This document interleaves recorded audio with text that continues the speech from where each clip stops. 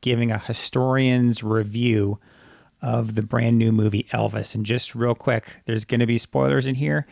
I don't think there can be too many spoilers for a movie on Elvis, someone who is so famous and everybody already kind of knows what happened in his life. But if you haven't seen the movie yet and you want to wait, we're letting you know now. So Jen, why don't you kind of tell us where we're starting off when we're talking about the movie Elvis? Yes, like you said, if you know anything about Elvis's life and just have tracked his videos and the media that's out there about him, it's not too much spoilers, but just how those things were approached in the movie. Sure. And how things were kind of maybe molded together in the movie. So and I'm not an Elvis historian. I'm going to emphasize that. We lived in Memphis for 3 years. I know a lot of these places that they show in the movie intimately in real life. And I do know a lot of his background and what he did. But again, as a historian, and I want my viewers or listeners to always be leery of this. If a historian is telling you how somebody felt who no longer is alive, make sure that they're using a primary source to tell you how someone felt. Elvis wrote that he felt this way, or Elvis said in an interview that he felt this way, not how they think he felt. Yeah. Now you can say, you can imagine having all this pressure on you at this moment in time, but unless Elvis is telling you how he felt, and this is true for any historic figure who's no longer alive, a historian is just guessing. So the movie, right, to your point, there's always interpretation up to the actor, up to the director. Yes. But why don't you tell us about the movie? Because I actually haven't seen it yet. Yes. Jen went to go see it like at an evening show when it first got released. I wanted to see it. And so I'm curious to hear your take on I think the director was perfect for this movie. And I told you this because Baz Luhrmann? Luhrmann, he did Romeo and Juliet with Leonardo DiCaprio. So Romeo and Juliet based in Miami, right? Instead of modern day. Instead of Italy. He did Moulin Rouge.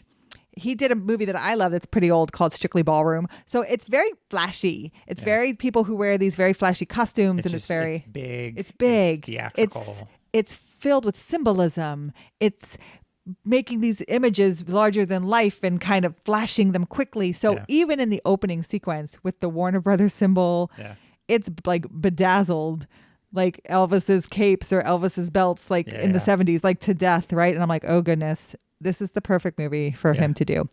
I also felt like it was almost like his love letter to Elvis. Sure. I felt like it was how he was influenced by Elvis and how much he loved Elvis. That's what I felt coming through. Yeah.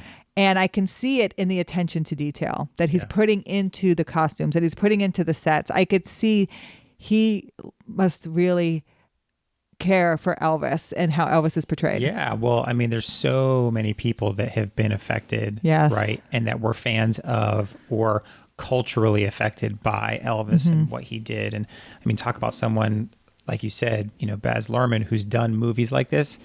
He was probably already drawn to that kind of genre, to that kind of person, that personality. So like you said, this sounds like a perfect movie for him. It was. And honestly, people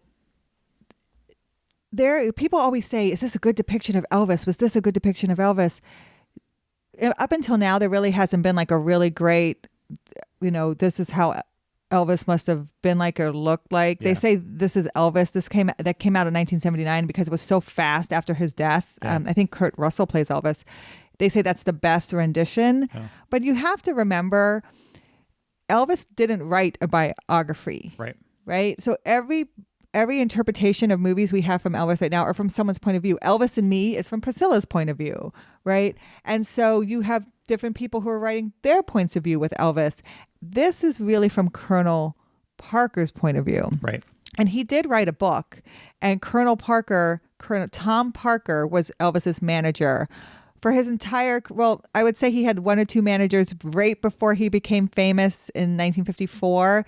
But once Colonel Parker met him, and they made the agreement, he was his partner for the rest of his life. Yeah. And, this today's podcast of Talk with History is a little bit unique because this is the first time we're not doing a video. Yes. We're not talking about a video. So it's a movie. You're you can watch the movie first. You're going to give me, as Yes. someone who hasn't seen the movie, and our listeners kind of your historian's take and some of what you know factually Sure. of Elvis and kind of how that was portrayed in the movie. Wrong, right, what they did. So where does the movie start off? So the movie starts off early life Elvis. I mean, it starts off with Tom Parker. Which is true. The end of his life, he basically wandered the Vegas Strip and in and out of. It's played by Tom Hanks. Tom Hanks. Okay. And he wanders because he outlives Elvis. He wanders the Vegas Strip in and out of casinos because he has a huge gambling problem. Yeah, I saw something that you were watching on TV the other night, and he can't at one point. These guys said that the Colonel gambled away, lost over $1 million in one night. In one night. And that's in the 70s and 80s? Yeah. That's insane. So basically the end of his life, he's basically cut off from Elvis's funds. Yeah. And he's just wandering in and out of casinos where he eventually will have a heart attack and die. And so that's kind of what you see. And you see Tom Hanks playing the Colonel going back in his recollection. Okay. Of his life with Elvis. So then it starts off with how did I meet him? What was it? And so it goes back to Elvis's just original story in Tupelo. And it's almost comic book-esque in some parts. It really plays on this idea that Elvis was very influenced by comics and Captain Marvel. Interesting. And he wears the lightning bolt like Captain Marvel. And the lightning bolt is a big part of his symbol. Taking care of business. Yeah, it's a big part of his TCB. brand. Yep. And so they kind of equate that to Captain Marvel. But actually, is that true, or is that just kind of the movie taken Hollywood? I think it's it's a little bit of both. It's not quite Captain Marvel. It's the Captain Marvel Jr. Oh. It's the other one, the one in blue, right? Yeah. In the movie you saw Shazam. Yeah. And did Elvis like comic books? Yes. Did he like to think of himself as the hero in comics? Yes. And the same thing with movies, kind of why he wanted his movie career. Did he wear a lightning bolt as a kid? I mean, I can't tell you exactly. No one can. But when I read in other historians, probably not. Okay. So that's taking some artistic liberty. Artistic license, trying to pull in Elvis's influences. Sure. Right. And it shows him growing up. It goes back into him being born in Tupelo. It goes back into his mom having to move to a black side of town. So the lenses that this movie is really looking at Elvis is through Colonel Parker's lens and race. It's really looking through a race lens, which is great because that really hasn't been done before. Yeah. Most people know Elvis is influenced by African-American music. He's influenced by African-American culture, clothes, style. But so when you say race, it's more the impact that race, and especially him growing up in Mississippi and Memphis, Tennessee, in the South, in the 50s. So really, not like in a negative sense where some people can take that negatively, but really the impact that had on him and how that shaped him. Yes, so he embraces it, right? Because he lives among it. He's poverty, rural Mississippi. He's living with African Americans who are predominantly in that poverty line as well. Yeah. And so he's very much influenced. And so in the beginning, he's looking into juke joints and watching black singers sing. We don't know if that's true. It's definitely not true that singer is singing "That's All Right, Mama," because there's no accuracy that that singer ever sang "That's All Right, Mama."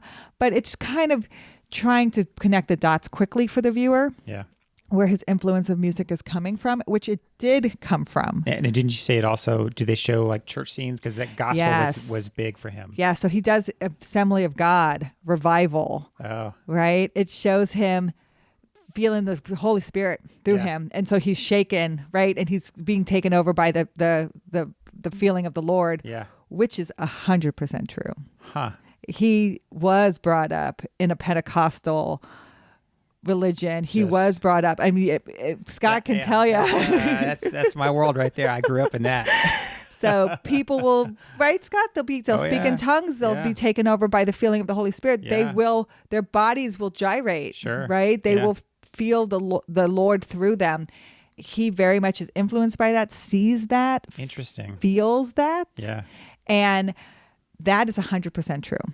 Yeah. So I knew that Elvis had been influenced by gospel. I didn't realize how part of that was, how part of the church that was for him, how foundational that was, which honestly, it kind of makes sense based on some of the choices that he makes later in life. Like, when he gets married and waiting and there's some sketchy stuff there, but, just as far as like, we talk in next week's podcast when we talk about, his homes and Graceland and stuff like that. But we talk a little bit about how he felt bad for his neighbors when he started getting famous and people traipsing across his neighbors' lawns. And so he's very community oriented. Yes. And, he wasn't a big fan, of his father when his father got remarried. Yes. He felt it was disrespectful to his mother. So I can right or wrong based on today's standards. It's interesting. I didn't realize that was as much a part of him as it was. Sure. So that's the big, I think, what I loved about this movie is this showing you this internal struggle of Elvis Presley. Yeah. Though he is very much influenced by this humble, Southern, religious community.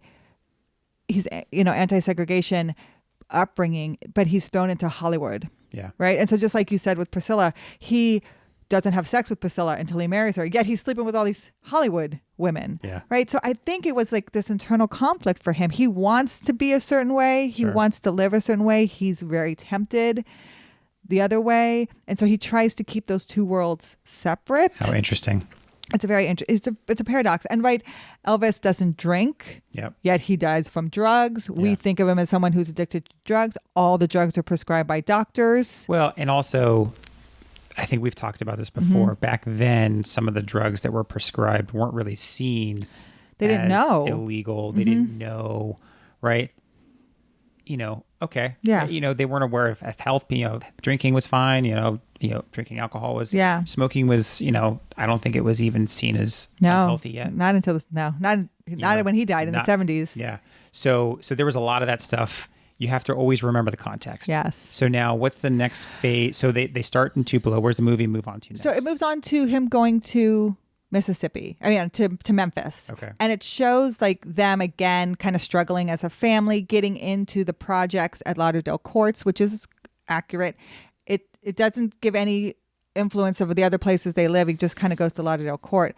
And then it shows him driving the truck for the electric company, which he does. Oh, okay. And it does show Sun Studio and him going in there to sing. He sings Your Happiness for his mother. He's singing the album. The timeline is condensed. Yeah. But of course it's a movie, right? They have that. Movies always do that. Yeah. So he comes in to sing for his mother in August of 1953. He doesn't record That's All Right Mama until July of 54.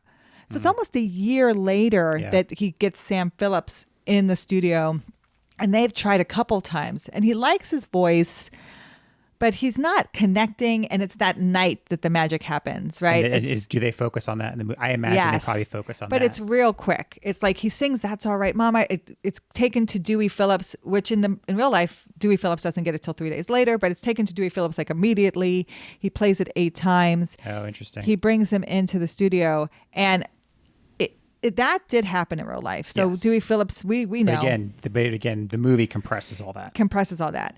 And they, again, focus on race because it's like, oh, we hear this boy on the radio, but he sounds like he's black. And it's like, no, he's white. He's white. Oh, my gosh. I saw something you were watching. Tom Hanks was talking about the person on the radio or later starts mentioning his high school. Yeah, so Dewey Phillips, when he plays that song 8 times that night, he keeps getting phone calls like, who is this kid? Who is this kid? So he actually finds Elvis at the movie theater and brings him into the to the radio station that night. Yeah.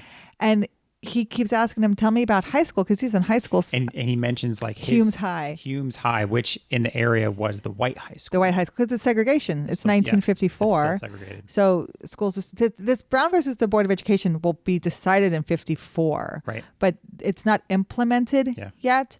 And so he's in the white high school. And so they emphasize that because his music sounds African American. Yeah.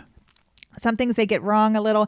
They say it's the first rock and roll album recorded at Sun Studio. We know that's not true. Yeah. We know the first rock and roll album, I think, I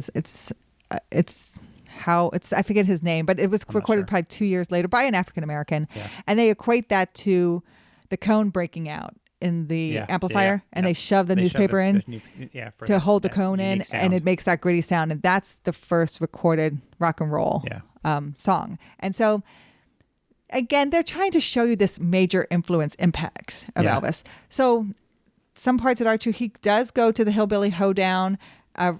Again, he records That's All Right Mama in July of 54. He's playing in the Hillbilly Hoedown in 54.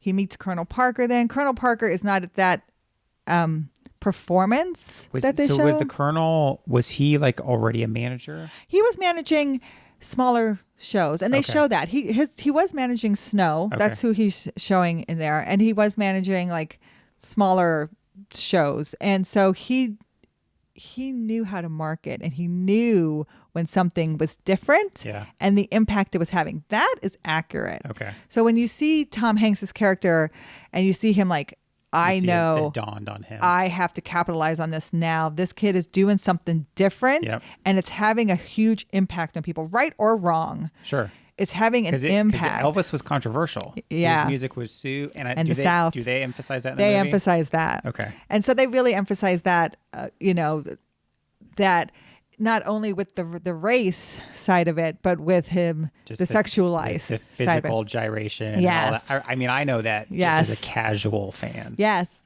And Elvis, of course, said, like, I just can't stand still when I hear the music. I feel the music, right?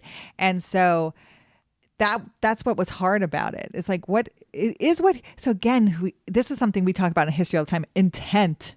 Yeah. What's the intent of his movements, right? Because those same movements could be in church. Sure. What's that? Yeah. Those exact same movements. Yeah. And so that could be the Lord through me. But if you do them on a stage playing rock and roll music, is it all a bunch of young women? Yeah, is it all just sexual? Right. So what's the intent? What's the context? Who are you around?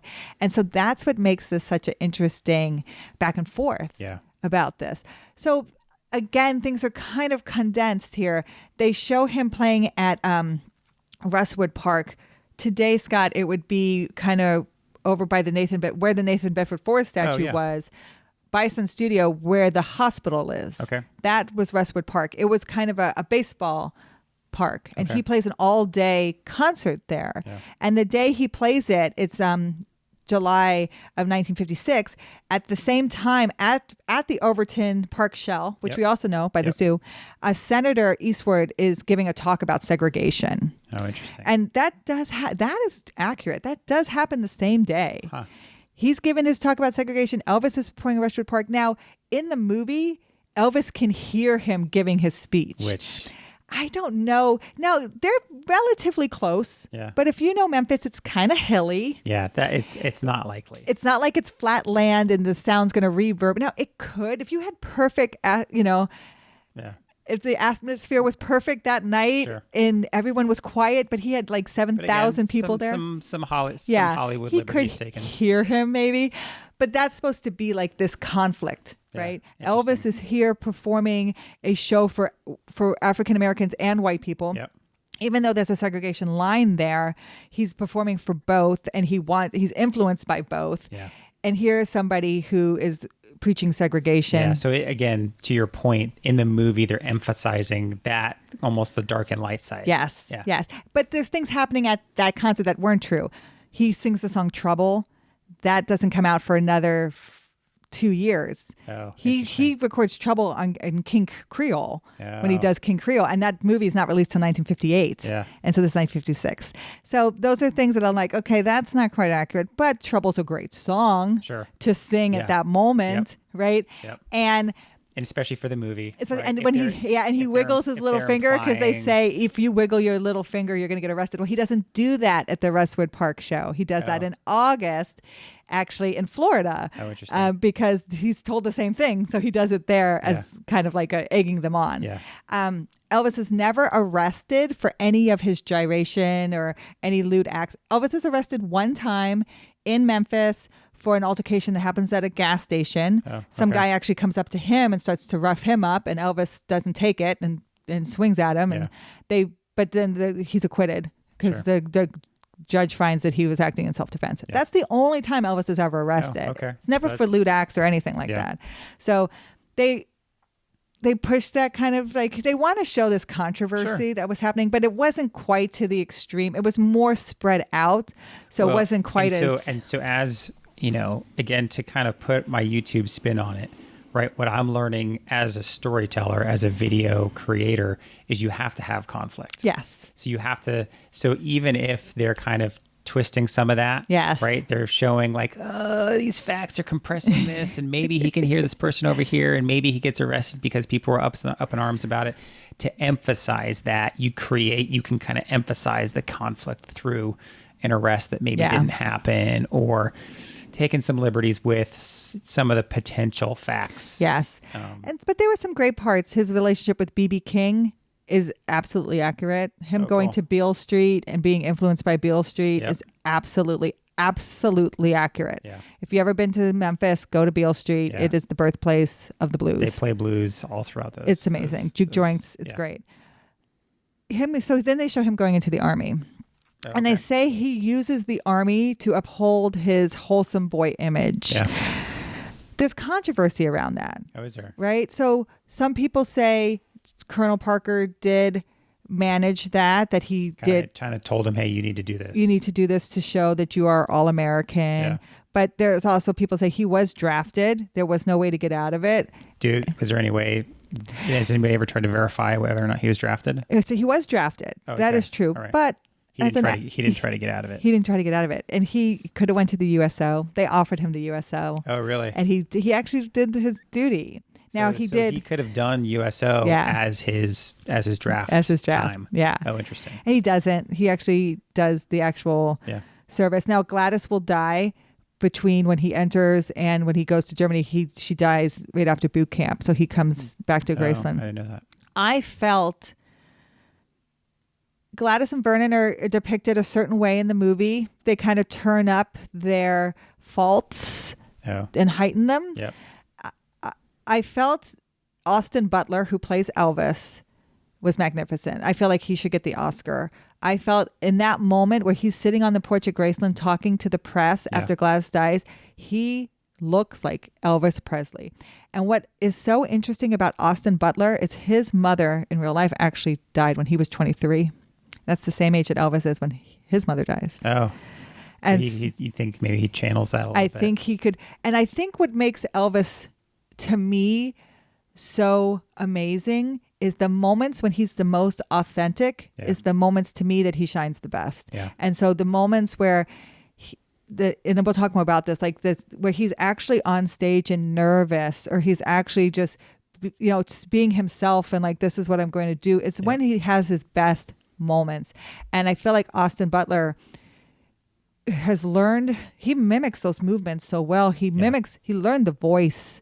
Right. He mimics that authentic part of him. I will say, even as like not a giant Elvis fan, I do want to watch the movie. Yeah. And you know me, I kind of like some of those artistic, especially musical movies. Like I loved Rocket Man, Elton John. Yes. I loved the movie with Queen. Yes. Right. Like those were like, I grew up on musicals. Yeah, Bohemian Rhapsody. And he wins the Oscar. Rami Malek wins the Oscar. That's why I think Austin Butler should win the Oscar. I do want to watch this because I love the musical aspect of movies like this, because you get that fantastic music. Like in Rocket Man, I loved that movie. It was so great. It was different. Yeah.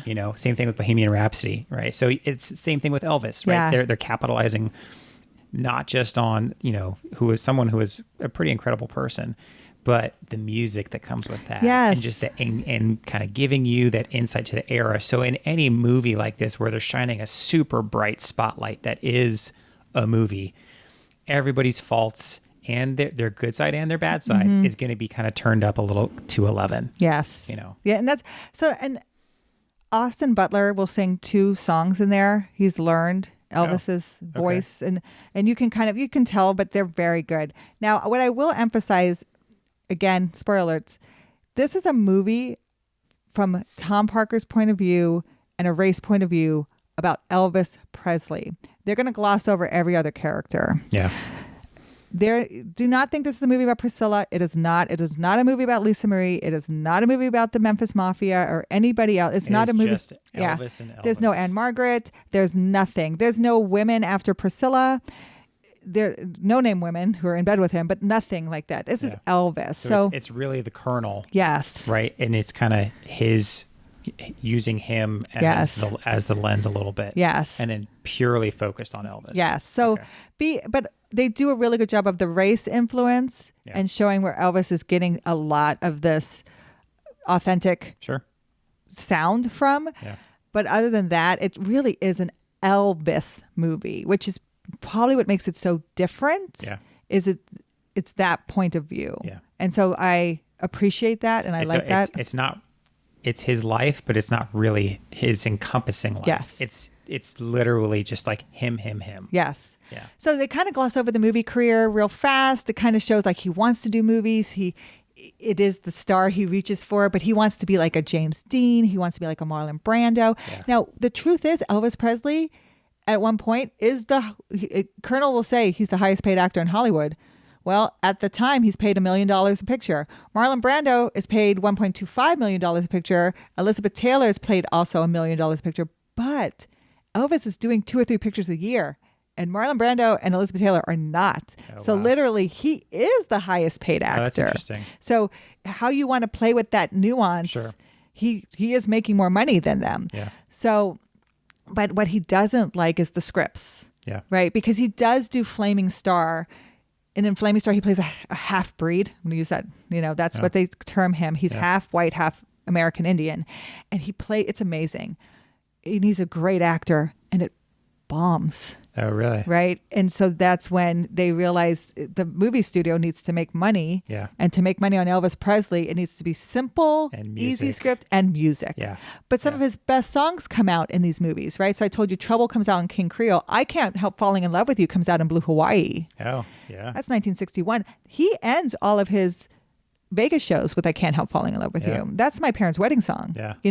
So a lot of these, Jailhouse Rock, right? A lot of these famous songs. But the movie doesn't really focus too much on his movie career. Yeah. So it just glosses over just like how he's feeling unfulfilled, how he's just kind of becoming a nobody. He wants to do more. So this is when the comeback special comes up. And it's very symbolic that he meets with the producers of the comeback special at the Hollywood sign, because at the time the Hollywood sign in the 60s is all run down and rusted and fallen apart, and people have stolen pieces of it. To your point, it's very symbolic, which didn't happen. But I will tell you what really did happen that's awesome is these producers of the 68 special, who are producing at the time Jimmy Morrison, and they're helping other people, James Brown, make a comeback. Yeah. They take Elvis Presley to Sunset Boulevard.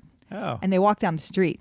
And nobody recognizes him. Really? That's how they prove to him that he needs to make a comeback. So, and that actually happened. That actually happened. Oh, wow. So the Hollywood sign is symbolic of this moment where Elvis is losing. Now, to the older generation, they probably would, but this young 60s, late 60s, early 70s, no one cares about Elvis Presley. Oh, how interesting. Right? They're very influenced by the Beatles and, the Rolling Stones and Elvis's 50s, I don't think I knew that. So that's what they do.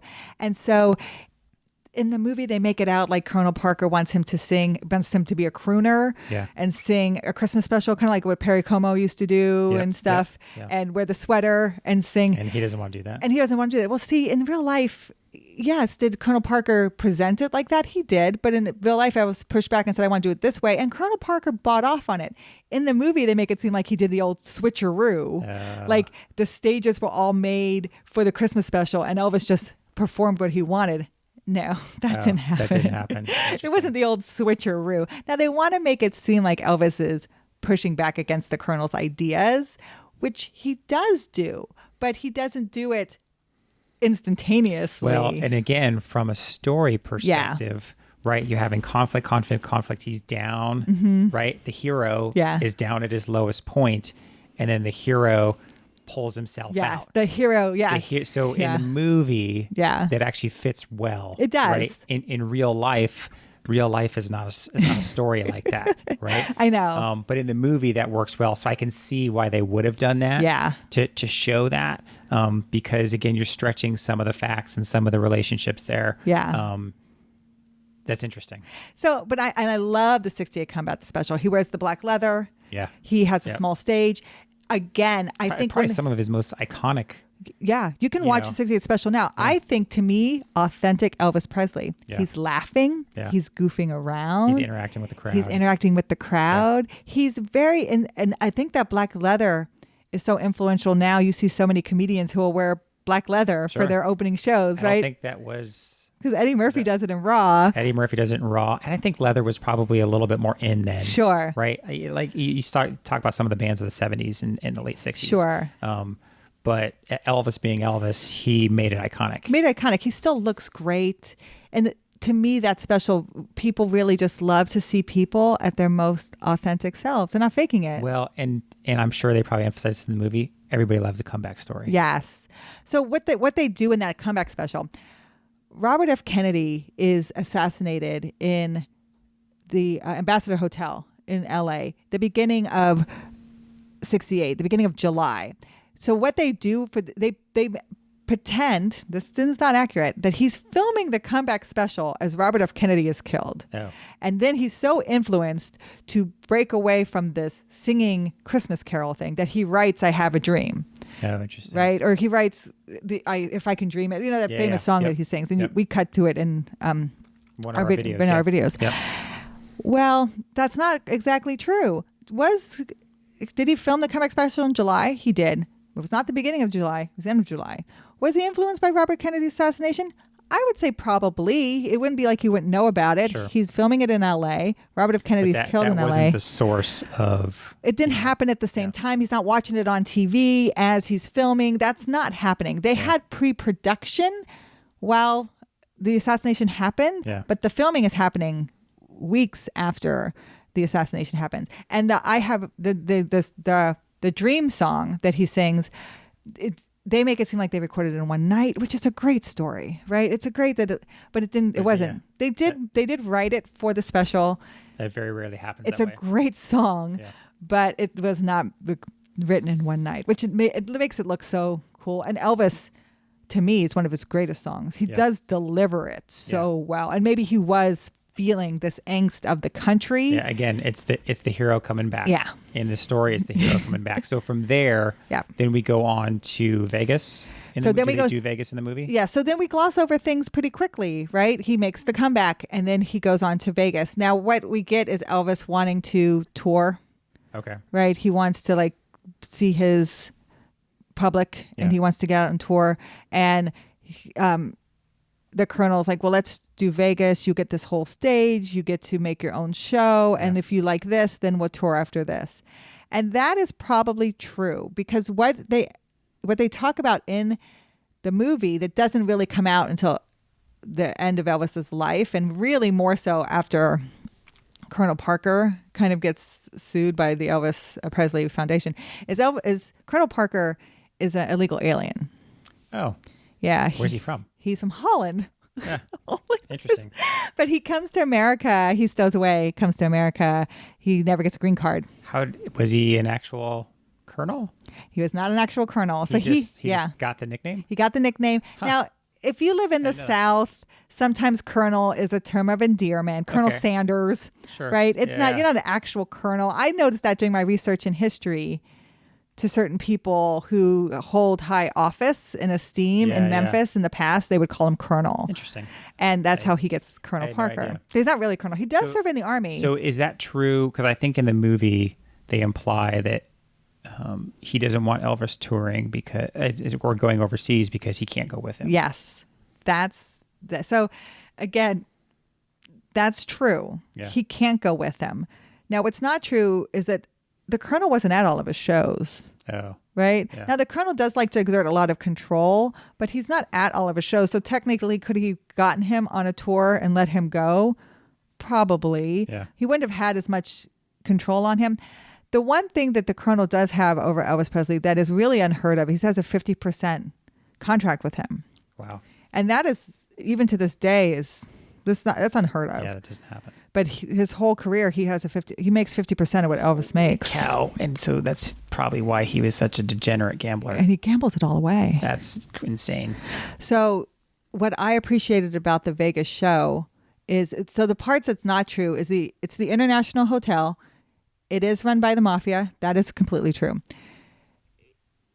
the International Hotel offers if Elvis performs, they'll pay for everything. That is not true. Elvis did pay for the band. He did pay, I think it was $80,000. Oh, wow. Like a week for his band and everything, or maybe it was a month, something like that. Huh.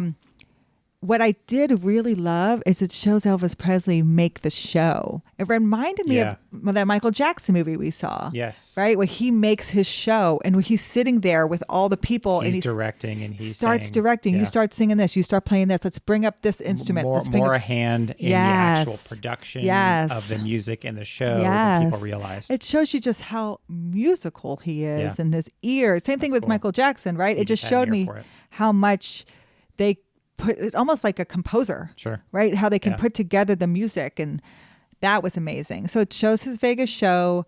It shows the Colonel Parker talk in the owner of the International Hotel for a 5-year, $5 million contract. Yeah. That is true. What is not true though is the International Hotel will be sold to Hilton and become the Hilton Hotel while Elvis is there in those years. Okay. So they don't allude to that at all. Sure. But so that's probably not needed. Not that needed. Now, do they kind of like sunset that? Do they just fade to black, or do they actually like imply how Elvis actually passed away? So what it shows in this 70s Vegas is he has this want to tour, and for some reason he keeps not being able to. The Colonel and he's starting to see the hold the Colonel has on his life. Yeah. His life is falling apart. He got divorced from Priscilla. I mean, he's probably like on all sorts of drugs. He's on all sorts of drugs. Like prescribed. And, he's unhealthy.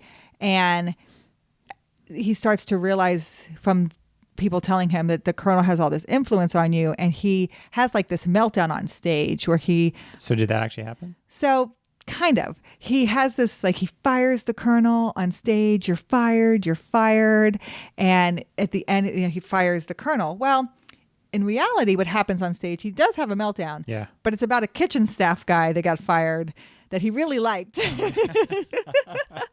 So he's like, hey, that guy made my favorite. Yeah. And he, like, again, Elvis is such a people person he is. That he gets upset about it and he has a little meltdown on stage. And then after that meltdown on stage, he fires the Colonel. Okay.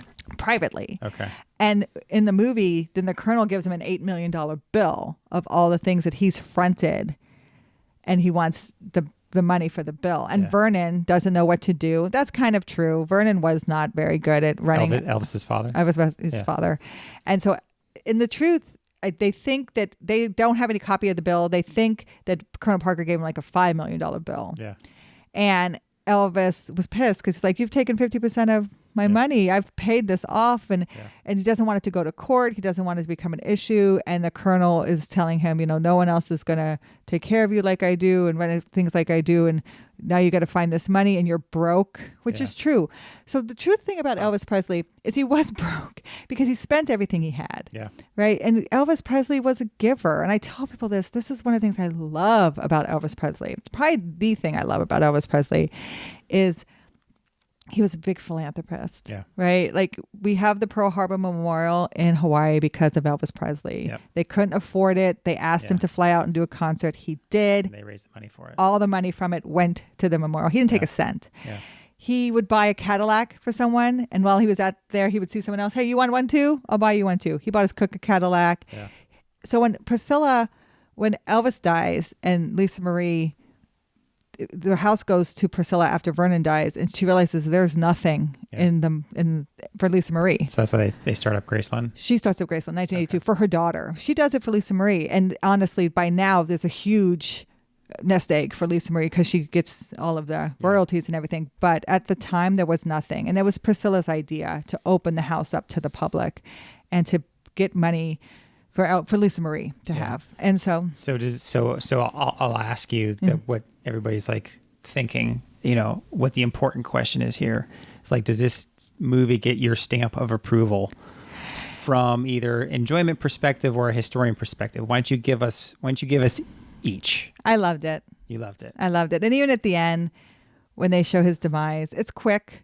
Yeah. Right. So they don't linger on it. They don't linger on it. They actually cut to Elvis sings Unchained Melody at a concert in July of 1977. Yeah, you said they cut to the real footage. Yeah. So Austin Butler does it. Yeah. He has prosthetics. He said they had planned for him to put on weight and to really be heavy for this. Yeah. But because they were filming during COVID and they had to jump back and forth between timeline, they use prosthetics. It's too difficult, And he sings it and he's great. And then it cuts to Elvis. It's almost flawless, the cut. And what it shows to me is that voice never leaves Elvis. Yeah. Even at the end, 2 months before he dies, his voice is perfect. Yeah. And he's singing this song. And then it cuts to a bunch of clips from earlier of the real Elvis in those situations. That's cool. It was amazing. Yeah. And it sounds like historically relatively accurate, but decent amount of compression and some Hollywood liberties to kind of amp up, conflict and some I will say the costumes, impeccable. Okay. Impeccable attention to detail and authenticity. Sets, impeccable. Beale Street's a little off, but only we know because we live there. We live there down at Beale Street but often. Graceland, impeccable. So, and all these sets are in Australia. Yeah, that's right. You said they filmed everything in Australia. It's amazing. Yeah. So it gets my stamp of approval. Go see it. Yeah. It's not going to be, it's an homage to Elvis. Sure. Right? They turn some events up to 11. They gloss over others. But it's fun. They compress some events into one big conflict, like you said. If you want historical accuracy, read some of the books that are out there, do some research, but just know that the portrayal of Elvis is the best I have ever seen. All right. Cool. Well, no, that's, again, this was a first for us on Talk with History, doing kind of a historian's movie review. So we encourage you to go check out the movie. And I'll guess that if you're an Elvis fan, you may have already done that. So let us know what you think. You can leave us a review here with 5 stars, or you can reach out to us on Instagram at Walk with History. We're actually pretty active on Instagram. Yeah, and if I got something wrong, or you want to say something else, you think about, please leave a comment. I'd like to learn more or know more. Yeah, comment or message us on Instagram at Walk with History, and make sure you subscribe for next week's episode where we talk about Elvis's homes and all that came before and after the now world famous Graceland. So thank you again for listening to the Talk with History podcast, and please reach out to us at our website, talkwithhistory.com. But more importantly, if you know someone else that might enjoy this podcast, specifically Elvis fans, please share this with them, especially if you think that today's topic would interest a friend. Shoot them a text and tell them to look up the Talk with History podcast, because we rely on you, our community, to grow, and we appreciate you all every day. We'll talk to you next time. Thank you.